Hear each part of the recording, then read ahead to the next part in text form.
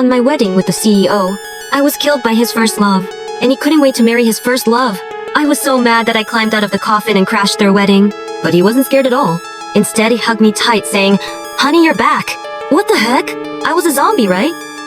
I married the CEO, but we hadn't slept together yet. His first love killed me before that could happen. Our wedding was ruined. My father held my corpse and cried bitterly at the Campbell residence, while my soul hovered above, watching it all. "President Campbell, my daughter died in your Campbell family. You must give her justice." "This woman, she's the one who killed Emmy." My father pointed at Lyra Brown and shouted.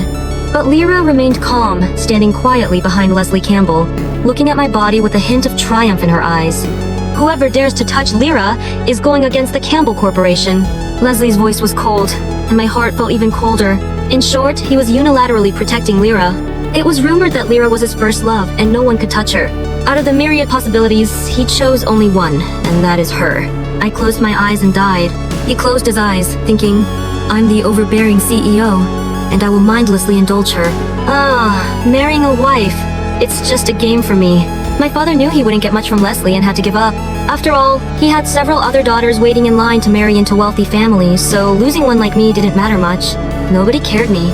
As the ex-wife, I could only step aside and was buried hastily overnight. I floated in midair, feeling extremely depressed, staring at the handsome and wealthy Leslie, wishing I could bite him. Why did he have to protect Lyra after I died? Can overbearing CEOs really do whatever they want? The truth is that overbearing CEOs can indeed do whatever they want. Leslie gave my family $10 million, and my father never came to the Campbell residence to cause trouble again. He said that since I was dead, there were still other eligible sisters at home. He mentioned that if Leslie needed another wife, he could continue to form ties with the Whites. I was so angry that I pounded on Leslie with my semi-transparent fists. What a jerk. Completely devoid of humanity. He was originally looking ahead when he suddenly turned his head and bumped right into my spirit. Our lips touched, and I turned red, pulling away from him. Then I berated myself for being weak. What was that? One person and one spirit, and there wasn't even any sensation. Why was I blushing? My body was taken to the cemetery. The priest said that a newly deceased bride had heavy resentment and should be cremated according to the law. Hearing this, I floated in mid-air and yelled at the priest, "I want a whole body. Cremation looks terrible." After I spoke, I found that Leslie was staring at my body, as if he had heard my plea. He slowly walked to my body and kissed my forehead reverently.